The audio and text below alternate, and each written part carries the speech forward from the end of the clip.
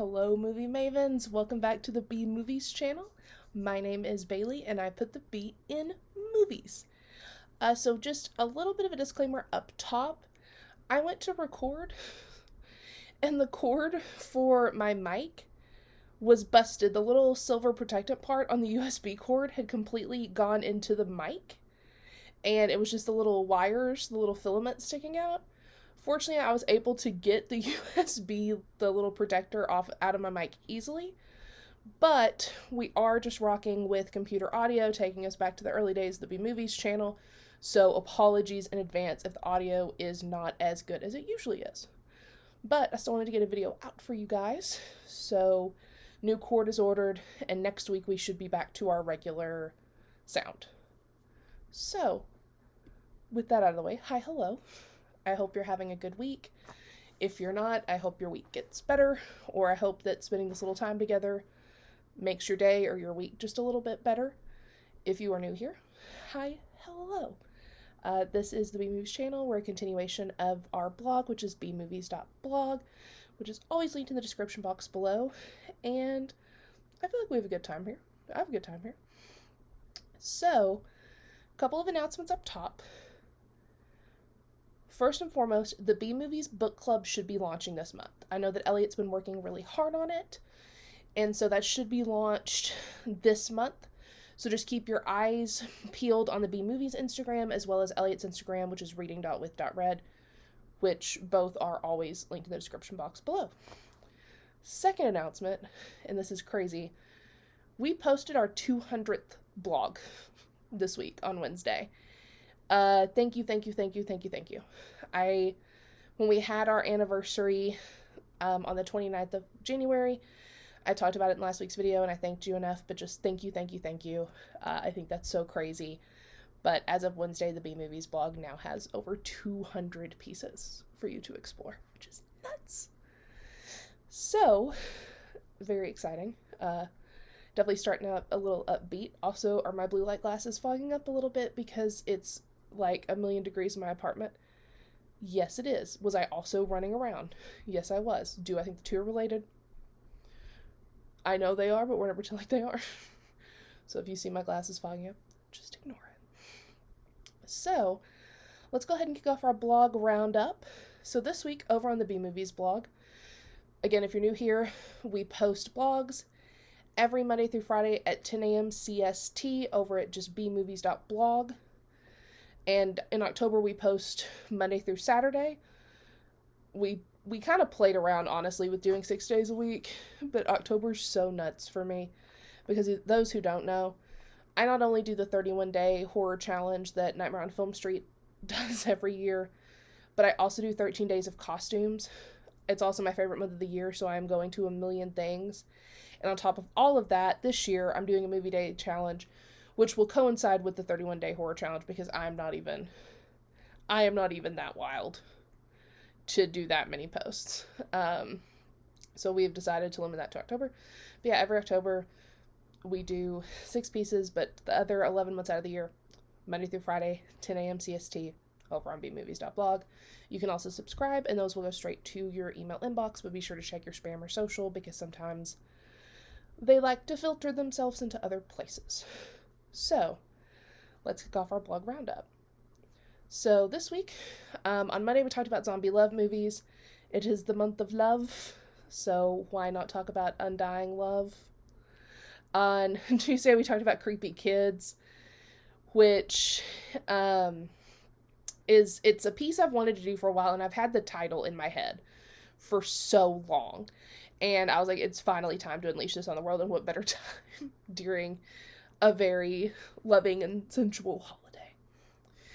On Wednesday, we posted our 200th blog, which is songs I'd love to see as horror movies.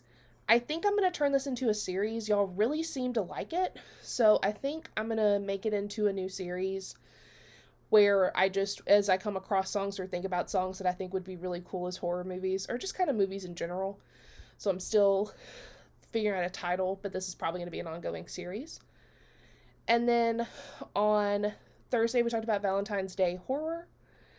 which, again, it's a small but mighty subgenre, but there are still some classics like, My Bloody Valentine, Valentine with David Boreanaz. There are some fun ones. The holiday segment Valentine, which I think is one of the strongest segments in holidays. So yeah, there's some stuff there.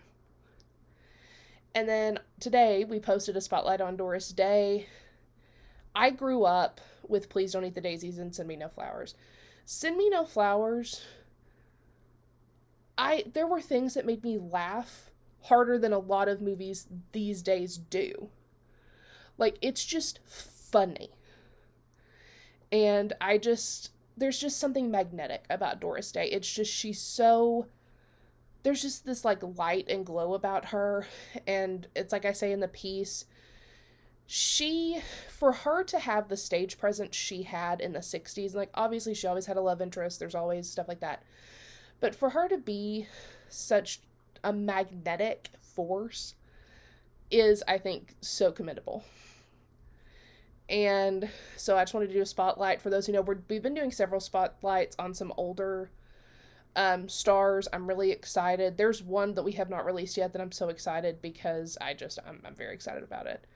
So yeah, so just to recap for this week, we have zombie love movies, creepy kids, songs I'd love to see as horror movies, Valentine's Day horror, and a spotlight on Doris Day.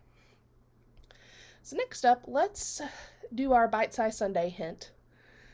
Bite Size Sundays are little Instagram exclusive reviews that live over on bmovies channel, same as our YouTube handle.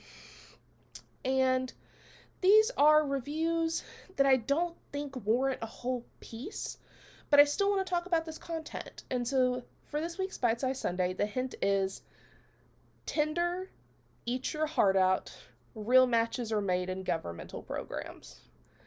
This is probably one of the most straightforward hints I've ever given. But yeah, I'm excited to talk about this one because I loved this particular piece of content. I binged it. So, and this week, we are going to skip the deep dive. Well, you know what? We won't. We won't. I was going to, because we have a lot to talk about today, friends, and I've already started writing my script for next week because I know, and I think I corrected this week as well, I know I said we would be talking about the Walton Files this week, but it's not premiering until late my time tonight. So I am very excited to dive into it this weekend. I've heard that it's like longer than the entire series has been, like cumulatively. So I'm very pumped. We will talk about it next week. So I promise I have not forgotten. We will also talk about the finale of Married to a Sleepwalker next week because I've been trying to divide them up. So I know we have those. We have Not Your Normal Kids Show. I promise I am on top of it. But if there is anything I ever missed, please feel free to leave in the comments. But those, do not worry. I've already started writing my script for next week. So I got you. So stay tuned. But we'll go ahead. You know what? Y'all like the beefy videos. We'll go ahead. We'll do the deep dive. Let's talk about our 200th blog piece, which are songs I'd love to see as horror movies, which is probably going to spawn another series. Because y'all really like this, and like Lights Camera Albums, y'all really seem to like these. They perform really well. So I love writing them. So I'll keep writing them if y'all keep reading them, if that sounds like a fair deal. So first up, we have Jolene by Dolly Parton, which I kind of think, I see it as like a revenge horror movie where basically Jolene wakes up in an unfamiliar place. She has no idea how she got there. And just a little, it's fuzzy. She kind of remembers being at a bar the night before. Jolene was meeting her boyfriend there. He said his relationship is on the rocks. He says that his relationship, he's ending things. And she believes him. He seems like a really great guy. But then Jolene starts to slowly put the pieces together as her captor walks downstairs, who is the singer of the song. And it turns out that her boyfriend's relationship was not as rocky as he said it was. And her boyfriend's wife is willing to do anything to keep their relationship together. So I really think that I think this has so much potential. I think it would be so much fun. And I can already hear, like, the slowed down version of Jolene, because we all know how horror movies now love to slow down those pop and R&B songs. I can hear it in my head. Next up, we have Mama's Broken Heart by Miranda Lambert. So, like, full disclosure, I love this song. I really do enjoy a lot of Miranda Lambert's music. Again, her as a person, there are definitely some problematic things, but I love this song. And I see it as almost like Grindhouse meets Serial Mom, where Miranda decides to just, like, she basically snaps. She has this overbearing mother. She has been dumped.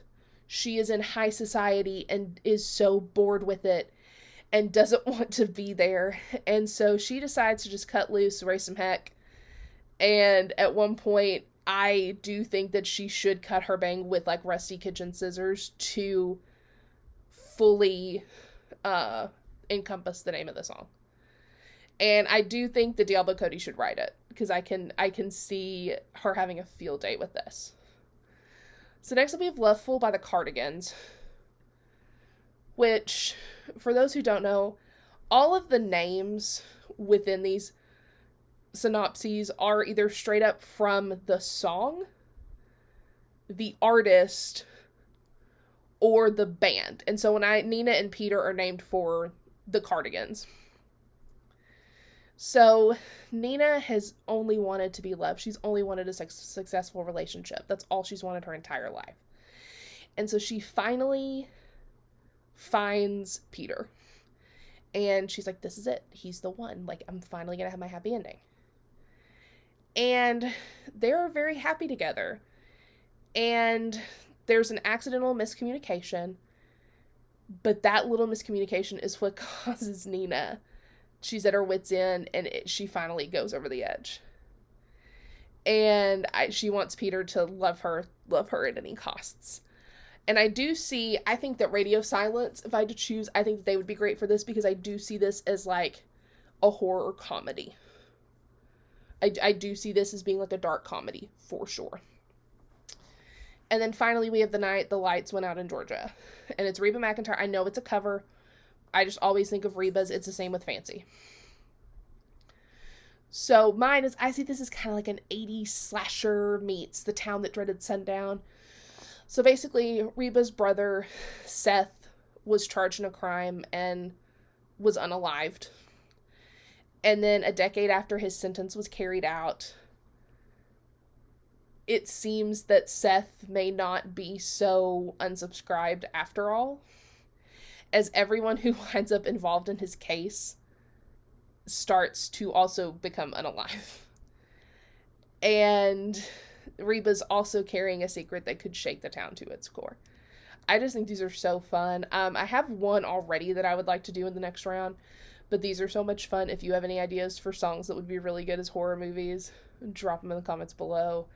I've been having a blast with this, and it was really fun to do this kind of in tandem with an LCA, because it's the same mindset. So that is our deep dive. I'm really excited about this new series, and I hope you love it as much as we do. So next up, we have special features, and my friends, we have a lot to talk about. So let's start off first with Greylock Tape 12, Waking Your Subconscious. Holy moly, this tape is so good. I'm going to go on the record. I think this is the best Greylock tape so far. Granted, it is also the most intricate. It's the most involved. It's, in my opinion, the most produced. But I think it's the best tape. So, a quick CWTW up top. So, there are several things within the series of CWTW. So, specifically for this, there is a lot of gore. There is potentially animal unaliving. We'll get to that later. It's technically off screen, but you'll see what I mean later on. Also flashing lights and loud noises. And there's one section in particular that has, it's basically a strobe, like a flashing red screen. There is a warning in the video before that sequence happens. But I will also say towards the end, there are more flashing lights and loud noises and strobe effects. It's almost like a hallucinogenic type imagery. So I would take the warning seriously in this video, and I would also maybe scrub through it, because there are definitely things that I feel I would just advise against taking everything seriously in the video. So, with the content warnings and trigger warnings out of the way, let's get into it, because we have, this puppy is like 34 minutes long, and there's a lot of info in here. So, the tape starts out with a warning that says this is only for use by Charlotte Jean Melgren. So we immediately know this is someone that's related to Jim Melgren, and this explains his issues with Cinedyne. Right off the bat, we're like, okay, we get it. Just as a refresher, Jim Melgren is the detective that Arnold asked for his tapes to be sent to if anything happened to him, and he was the gentleman from tape 11 with the fake rat and the tape that they talked to. This is all the same person. This is all Jim Melgren. So we had a couple of like standard analog corner warning cards, and just in case this comes back later, I'm going to put this on the record now. This tape is marked as January 2nd, 1993. So just in case we have this date in this video now, in case it comes back around. So we get several warnings right off the bat that this tape can lead to things like, hearing whispers, feeling like you aren't alone when you are alone, seeing things, just the usual. And then we also learned that we need a headset that's similar to kind of the devices that we've seen before within the series. And there's a workbook that you're supposed to be writing things down in, and they're like, I always think of the Ina Garden meme from Halloween where it's like, if you can't summon flames directly from hell, store-bought is fine. That's essentially what they say, is if you don't have your notebook, just use a pen and paper. So we learned that this tape, like the title of the tape itself in actuality, is called Waking Your Subconscious. And Unit 13, which, hello old friends, Unit 13 is the unit who's been doing all this work. They're trying to unlock our potential, aka they're trying to get us to make thought forms and or make us into vessels like Tiffany. So, feeling great. Feel good about that. So we get a checklist that consists of things like to make sure we're alone, that we won't be interrupted, that we need to do this in the dark, that we need to block out any noise. Basically make this experience as horrifying as possible. Which is obviously intentional. And to me, it almost read like they're telling you to go into a meditative state, right? So then we're told to pause the tape now to make sure everything is good to go, because this will be the only chance to pause the tape throughout the entire exercise. So the tape then distorts and then tells us that if anything disrupts us or if anything is done incorrectly, it could, quote unquote, I can't say one of the words, but you'll know what I mean. It should pulverize our effing skull. Again, love that. Love how that makes me feel, that if any little thing goes wrong, that could happen. So then we get a 10-second countdown as our screen fades to a solid red color, and then we get a title card that says Program Initiated. And so it was at this point in the video, I thought I was losing my mind.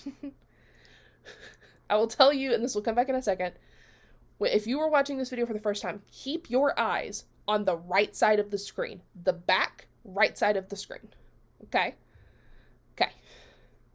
Because I truly thought my eyes were playing tricks on me for a hot second. Like, knowing the observer I am, like, all of the practicality left my mind. So just keep your eyes on the right side of the screen. It's also so weird to have a t-shirt on because it's been cold here, but it's, again, for some reason, it's a little bit warmer today, and so I'm like, oh, hi, tattoos, I've missed you. So that's why I keep looking down, just to let y'all know. So we begin section 1, which is aptly titled Introduction. And this is also where the flashing lights start. Again, there's a warning in the video, but I wanted to go ahead and give another warning as well because it is very intense. And then after the flashing red lights, we're told that the introduction is complete and we're moving to section 2, which is called priming. We're given multiple sets of words, and we're told to write down, like, which word doesn't fit in the list. Easy enough, right? This is analog horror. We know that. So it's never that simple, right? It's never going to be just a straightforward video, because where would be the fun in that? So it starts out with things simple enough, like furniture, common household items. But then we start to move into, excuse me, that was gross. We start to move into things like organs and blood and, not so fuzzy terms. And then, of course, at this point, the tape glitches. Now, in this video, you have to really have your finger on that remote, touchpad, whatever you're watching with, because there are some real quick little things in here.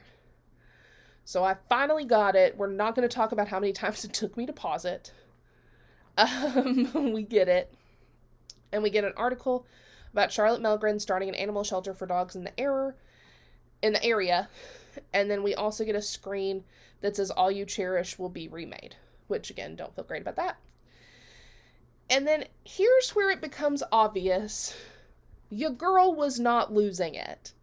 There is indeed a ghoulish figure on the right side of the screen that is slowly moving closer. It's super creepy, but to me, it's very King Ramses from Courage the Cowardly Dog coded. Like, that's from the infamous, Return the Slab episode. That's what this thing looks like, except not as defined. Just so you know, to give you an idea.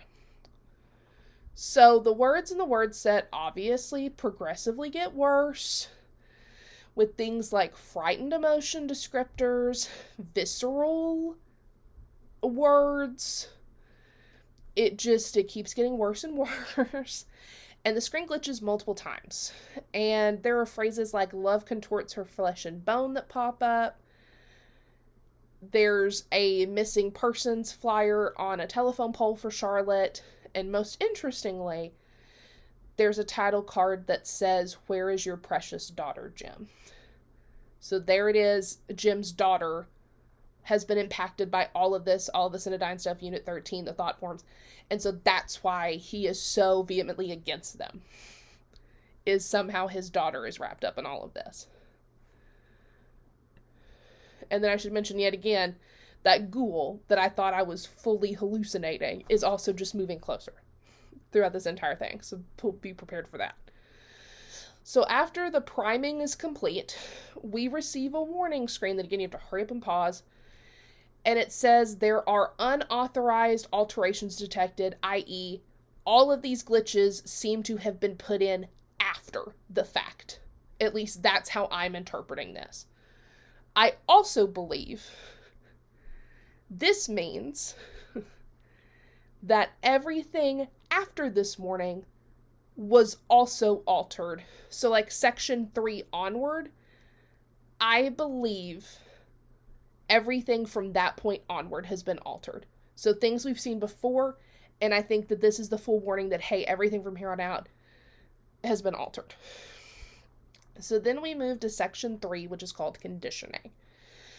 We're given several faces on the screen that have words on them. They're like white rendered faces, just like Snow White kind of masks. And sometimes the word listed on them matches the emotion of the face, sometimes they don't. I would like to point out that these faces look extremely similar to the mask that we have seen intruders wear in other videos throughout the series. I don't think that's a coincidence.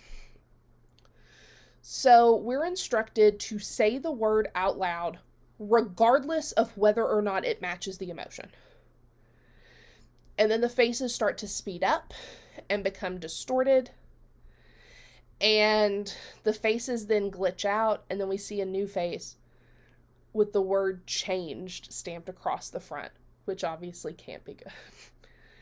And then we also see this nasty, red, skinless, muscular creature. It almost looks like a super messed up of, do y'all remember on Nickelodeon? I think it was called Inside Out Boy. But, like, think of him if he was given the horror treatment. Like, that's the best description I have for you. I think it was Inside Out Boy. I'm gonna have to look that up. But y'all know what I'm talking about if you watch Nickelodeon a lot. It was part of their interstitials. I think that there were some shorts with him, but you know what I'm talking about. So then we cut to surveillance footage from August 23rd, 1992. In my head, that didn't make sense. I would think 93 because of the video. But I'm not 100% sure of the chain of events here.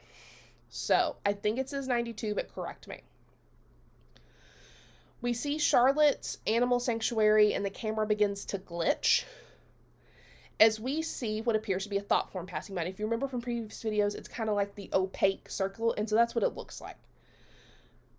We then cut to the door of the sanctuary and see what I believe is the full-bodied version of that red skinless creature we briefly saw at the end of Charlotte's tape walk into the sanctuary, and we hear squelching noises as it walks. Oh, like Stranger Things, eat your heart out. Oh. And then we get back to the original angle. That's a full overview of it's a side view of the sanctuary. And we notice that the door is opened and we hear dogs barking. And then the light goes out and it's silent. And this is one of the most effective things, I think, in this entire video. Because it reminded me a lot of, like, in the Mandela catalog when they're all outside of Mark's room. And it's terrifying because it's like the sounds of Hades. Yeah, it gave me goosebumps the same way that does. And the security company, Trey Erickson in particular, in case his name, I don't think we've seen him before or heard of him before. But just in case he comes back up, I'm throwing out all these details now so we have them. Trey Erickson from the security company calls and lets Charlotte know that they've detected an outage and an intrusion. And so Charlotte is clearly, she's over it. It's clear it's very early in the morning / late at night, however you want to look at it. And she says that her dad, aka Jim, had the system installed, and this is one of the numerous calls she's received in the middle of the night. And she says that nothing ever happens, the power goes out all the time, that this has just become a reoccurring thing, and it's basically just an annoyance. And so Charlotte actually lives on the property and says that everything seems fine. And she's like, I'll just go flip the breaker. And Troy's like, I don't think so. Like, I think this is a very bad idea. And Troy, wait, do I have his name as two different things? Bailey. I have Trey and Troy in my notes. We'll just call him T. We'll just call him Erickson. We'll just call him by his last name because I know that is correct. Bailey, come on past Bailey, get it together. But Erickson advises against it. He says he'll call the cops, but Charlotte talks him out of it. And so he finally caves and he's like, okay, fine. Like, I'll check the footage to make sure everything's good. And then, like, basically we'll tag team this. I'll stay on the line with you. You can tell he's very apprehensive, but he's like, fine.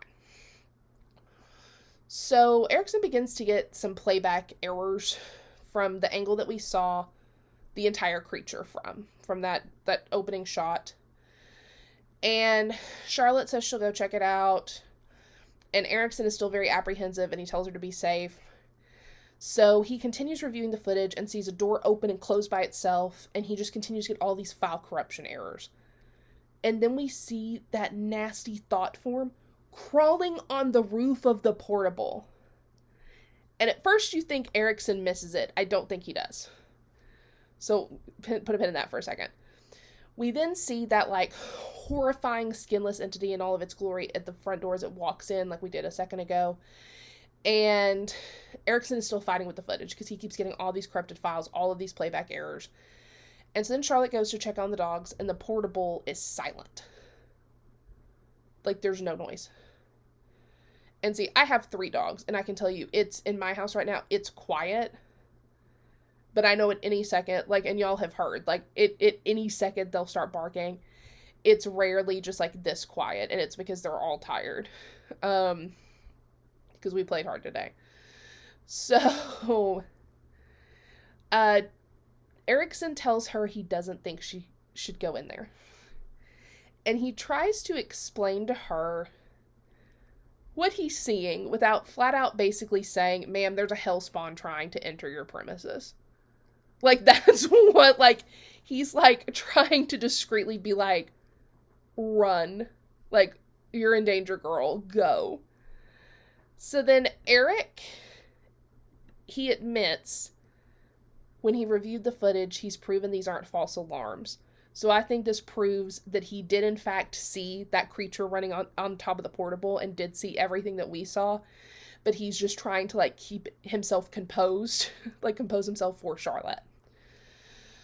So he says that something, and that's the word that he uses, has been stalking around her property for a while now. And honestly, kudos to him. And he just flat out tells her that he has no clue why they've been dismissing these as false alarms. And so Charlotte's starting to get a bit scared. And so she tells him that she'll check the dogs and then go home. So Charlotte gets there and says all the dogs are essentially comatose. She says that they're all just standing there completely motionless, and she says it's almost like they're unalive, but not. It's almost like a Schrodinger's cat situation. And the portable's just silent. And she says it's like they're unalived, but they're not. And then Eric finally loses his cool. Erickson finally loses his cool and tells her to run.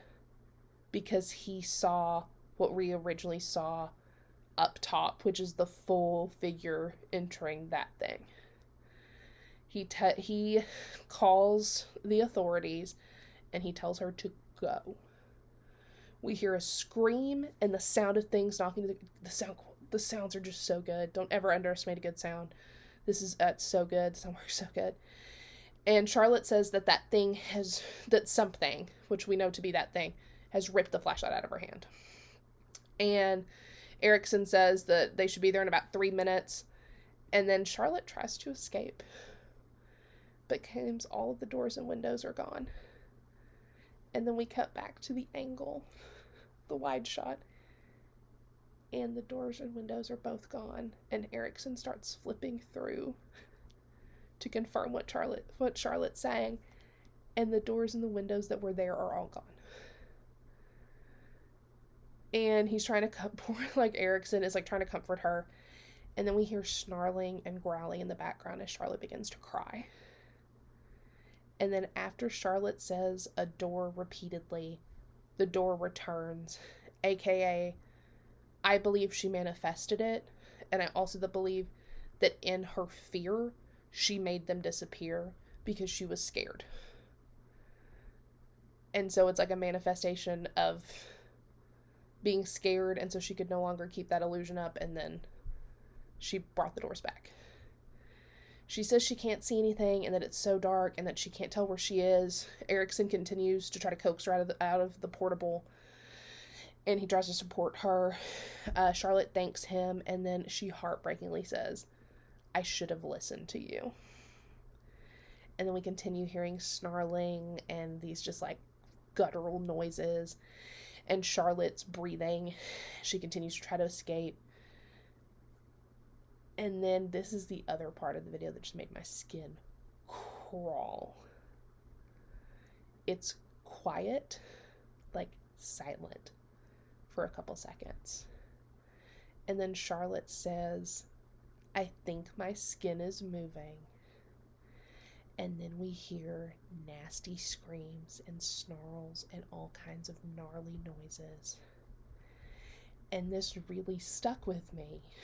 Because if you remember a few videos ago, this is how Paul Morelli described the sickness he and his crew had when he said, like, it felt like his skin was too tight, his teeth were humming, very similar vibes. And then we cut back to like the actual tape from the beginning. And we're told we're going to be given 5 statements and we must determine if they're true or false. And through these statements, basically the video's claiming that this whole process is reconfiguring our entire brain. It's basically like saying we don't have free will.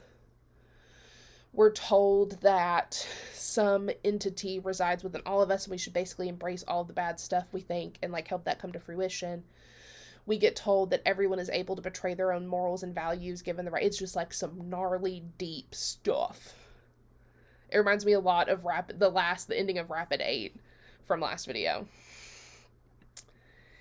And I also want to point out at this point, that ghoul boy that has been slowly moving to it is right. It's like right there. Kind of like a haunted house, like the fake things in a haunted house. Yeah, that kind of vibe. And then we get a message to open the black door. And if you remember from, I think it was video 11 that had the Tiffany Crisaldi interview from when she was a child, there was a black door opened. If you remember when she had that test. And then we're told that our testing is complete, and the next section is section 5, which is activation. And this is the other section. There are a lot of flashing images, a lot of really bright images, so I would be a little wary on this one. So during this part, it's almost like very, like I said, like psychedelic, hallucinogenic. And we see footage of the cave from Paul Morelli and Co. It even has the timestamp on his, I believe. Like, it has his timestamp and name on it. There's some imagery we saw in Tiffany's video when the baby was proven to be a thought form. I believe it's some of the same imagery. And what I believe to even be the same news footage from a previous video. We see the moon. I believe that that's an allusion to the planet that crashed into our moon.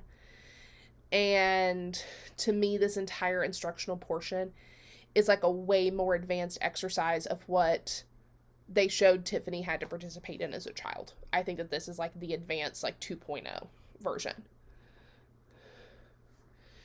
We also see footage of what appears to be, the POV is someone in the shower. Like, we can hear water running.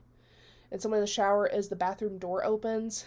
I think this might be what happened to Tiffany. This might be from Tiffany's POV.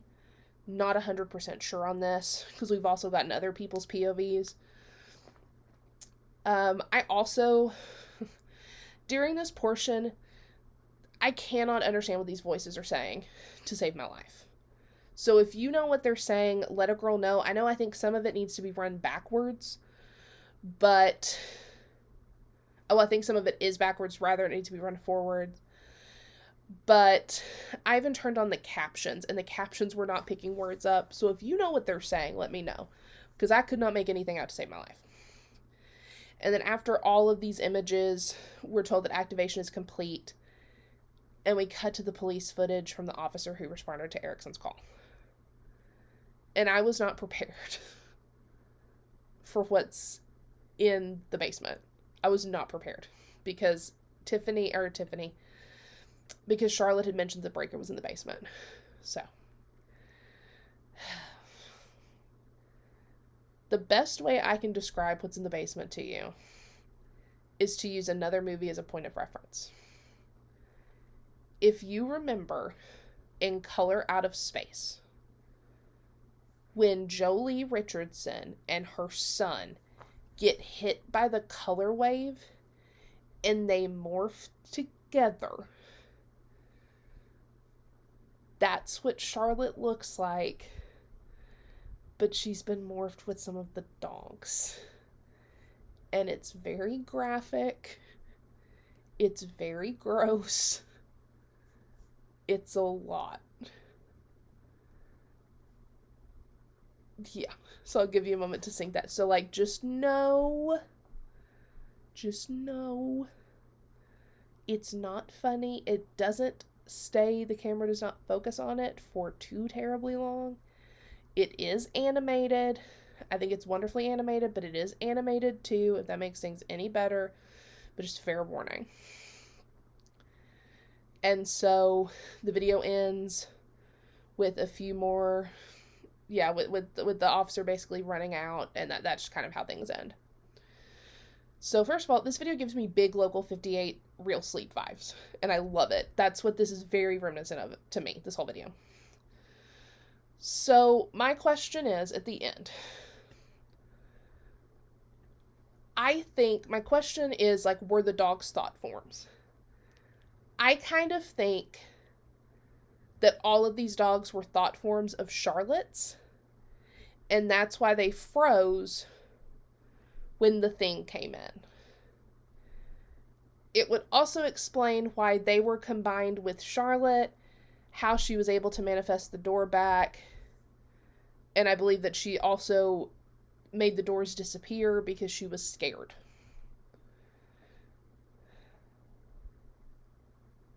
So, yeah. So that's where I am, and I did forget to mention, after the officer sees the artist formerly known as Charlotte, he heads for the hills, and we get a card at the end, if I can speak, that says the next tape is called TF3, The Shadow, Communion, and Assimilation. And I think this is foreshadowing. I think some of, if not all of this, will be the name of the next tape, for sure. So, to kind of do a high-level overview and break it down. Charlotte is Jim's daughter. Jim either does not know what happened to Charlotte, or this tape was given to him and purposely spliced together this way to show him what happened to her. Charlotte manifested this thought form. Or you can look at it as someone made Charlotte create this thought form, and this tape was altered after and then given to Jim. I do believe Jim is in possession of this tape. I do believe Jim knows what happened to Charlotte now. I do. But I do believe that she manifested this icky thing, and she was either forced, and that's what it meant by the tape had been tampered with, to make her make this thing, or she made this thing, and then before it was given to Jim, it was tampered so he could see everything. Charlotte has clearly been turned into some Lovecraftian abomination, and in my mind, all the dogs are fine. So those are my theories. That's where I am. I do believe that Charlotte manifested this thing. I do think she either purposely, was driven to manifest this, or it subconsciously made her. I do think Jim is in possession of this tape now. And I'm hooked. I'm hooked, Greylock. You were one of the best. This tape, I watched it twice. I always watch them for fun once, and then I do my notes. And both times my skin crawled. So I'm very excited. So to Rob Gavigan and gang, just keep it up. It's so good. So next up, let's go ahead and go to Married to a Sleepwalker video 8. So this is the penultimate episode. I've seen the finale. I can't wait to talk about it. But I wanted to create a little bit of suspense. So, Married to a Sleepwalker video 8. So we start with Daniel asking Shelly if she's ready to go. And they take a cute little photo together, and it's clear that they're preparing for a road trip or some sort of vacation. So we see footage of the two driving. It's very similar to me, like a vlog, like a travel vlog. Basically, especially a 2019 travel vlog, where it's just a lot of interstitial footage of trees and the road. So Daniel then jokes that Shelly has fallen asleep merely minutes into their trip. So Daniel then decides to ask Shelly if she wants anything to eat.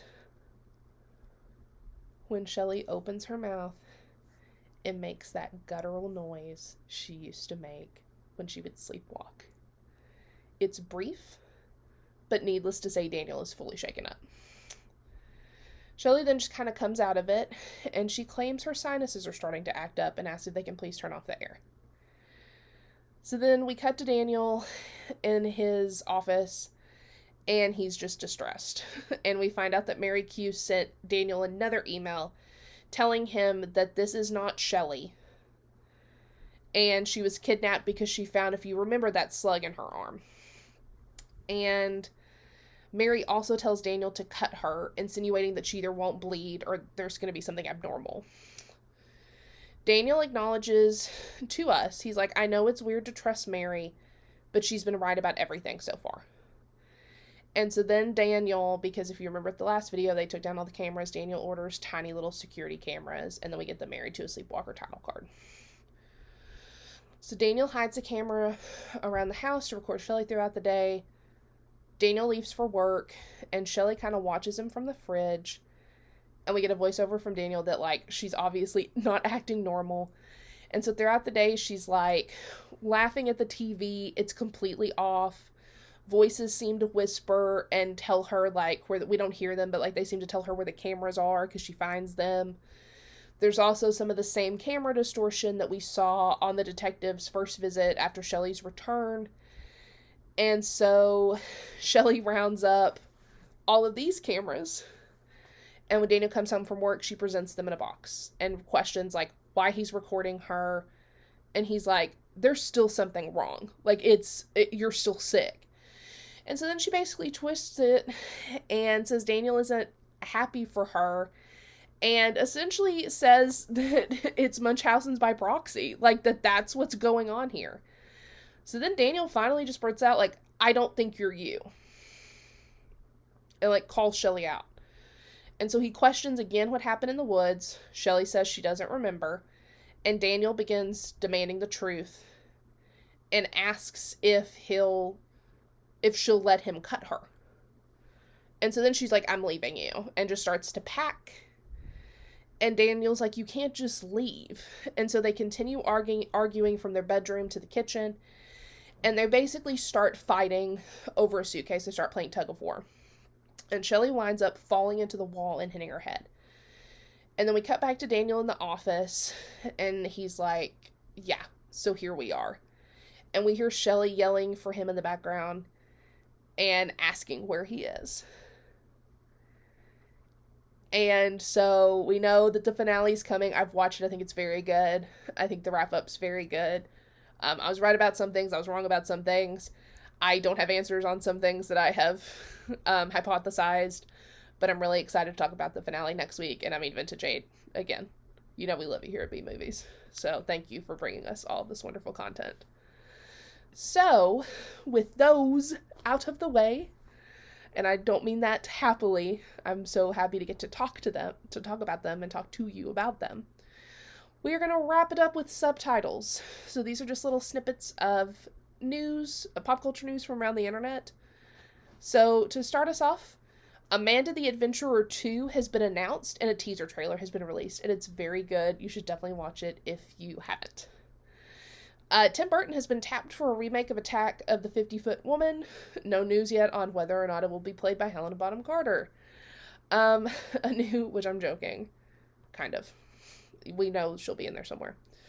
A new sitcom starring Reba McEntire has been announced 20 years after the titular Reba ended. I have the box set. I love the series. We all know I have the locket from Fancy tattooed on my leg. So I'm very excited. Hopefully it's not... Yeah. Hopefully it's good and just a sitcom and not... There are some ways it could go, and I hope that it doesn't. Catherine O'Hara has signed on for The Last of Us Season 2. Y'all, I'm so excited. I'm so excited. I know that a lot of people did not like Melanie Lynskey in the first season of Last of Us. I love her just point blank, period. So I'm really excited to see another, like, just actress that I adore come into The Last of Us. Dark Castle Entertainment has announced it will begin work on a 13 Ghosts series. I am so excited, and I hope, like everyone else, that it is an anthology and each episode is about one of the ghosts. That's what I'm hoping for. Fingers crossed. Netflix's version of Unsolved Mysteries will release a 4th season this year. It has been announced. I'm a kid. I mean, I grew up with Unsolved Mysteries. Nobody does it like Robert, but I'll still take it. And I miss the podcast so much. If you didn't listen to the podcast, I miss it so much. It ended, but you can still, like, all of the episodes are obviously still up, and I loved it. And last but not least, a new Evil Dead movie has been announced, and I'm very excited for it. I've seen some things today that it's apparently going to be brutal. So, yeah, I'm excited. So, I think that about does it for us today. Like I said, next week, Walton Files. There's a new Midwest Angelica video, too, that we'll talk about next week. We'll talk about the Married to a Sleepwalker finale, and we will talk about the newest episode of Not Your Normal Kids Show. So again, we got some jam-packed episodes. I think before long, we will also be talking about the new Mandela catalog. That's just an inkling. So, yeah, so I'm excited. I hope that you are enjoying the longer videos. Again, I love doing this. I do. I don't, we may have 1,000 channel views, but we're still small. And I just like doing it. So thank you for watching, for the people that do watch. And to wrap us up, please feel free to follow me on Instagram. I am at Lisa_Frankenstein_. I have been. I'm excited about the movie. I'm doing a triple feature on Saturday, and one of the movies is Lisa Frankenstein. But just so everyone knows, it was my handle for years. Follow Elliot over on Instagram at reading.with.red on her bookstagram. Please follow us on Instagram at bmovies_channel. And feel free to go on over to bmovies.blog. Subscribe there to get blogs. If not, there are over 200 pieces waiting for you. Dive through our catalog. We also have a content calendar that I update once or twice a week, so it's pretty up to date. I just updated it yesterday, so everything that has been announced through Thursday night is up. We only put things that have definitive dates, by the way, so if you're looking for something and you're like, it's not here, that just means it doesn't have a date yet. So feel free to do that, and also subscribe. Give us a like. It's free. We drop new videos every single Friday at 2 p.m. Central Standard Time. And we would love to have you. And give us a like if you feel so inclined. But be sure to subscribe. I think we have a good time here. I'm having a good time. I hope y'all are too. And so, I think on that note, all that's left to do is fade to black.